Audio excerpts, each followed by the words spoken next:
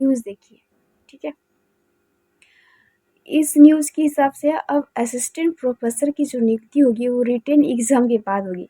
जब हम छोटे थे ना, मतलब 11-12 में पढ़ रहे थे, तो हमारे प्रोफेसर लोग जो हमें पढ़ा रहे थे, तो हम सोचते थे कि ये लोग प्रोफेसर कैसे बने, कैसे लोग प्रोफेसर बनते। तब मुझे पता चला कि हमारे जो प्रोफेसर है उन्होंने एमए किया हुआ है, मास्टर डिग्री किया हुआ है अपने सब्जेक्ट में, तब जाके ये आज प्रोफेसर बने। तो मैं सोचती थी मैं पता नहीं मैं कभी एमए कर पाऊँगी, मास्टर्स कर पाऊँगी कि नहीं।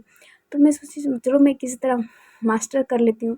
मास्टर जैसे मैं मास्टर कर रही थी, उसके बाद मुझे पता चला कि सिर्फ एमए करने के बाद ही लोग प्रोफेसर नहीं बन सकते। अब उन्हें नेट, जेट, ये सब पास करना पड़ता है। एक एग्ज़ाम होता है, वो पास करना पड़ता है, तभी वो प्रोफेसर बनेंगे। चलो ठीक है, तो मैं उसकी तैयारी में लग गई कि चलो अगर किसी भी तरह अगर मैं पास हो जाती हूँ तो शायद मैं प्रोफेसर बन जाऊँगी। लेकिन उसके आगे प्रोसेस ये था कि जैसे आप नेट पास कर लेते हो तो आपका वैकेंसी निकलेगा किसी भी कॉलेज में, यूनिवर्सिटी में, तो आपको वहाँ जाके इंटरव्यू देना होगा और आप प्रोफेसर, एज ए प्रोफेसर वहाँ पढ़ा सकते हो। लेकिन आज के न्यूज़ से मुझे पता चला कि सिर्फ इंटरव्यू देने से काम नहीं चलेगा। पहले आप एमए कीजिए, फिर नेट पास कीजिए, उसके बाद आपको एक रिटेन एग्जाम लिखना होगा, उसके बाद आपका इंटरव्यू होगा, उसके बाद मेरिट लिस्ट बनेगी, उस मेरिट लिस्ट के आधार पर आपका सिलेक्शन होगा।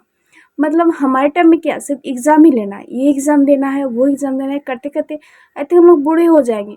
और हमारी ज्वाइनिंग होगी भी या नहीं होगी मुझे पता नहीं, लेकिन होनी होगी तो शायद 50-60 साल की उम्र में होगी, जब हमारा रिटायरमेंट का एज आ जाएगा। मतलब आज ज्वाइनिंग लेटर लेंगे और कल हम रिटायर हो जाएंगे। उम्र कट रही इंतजार में।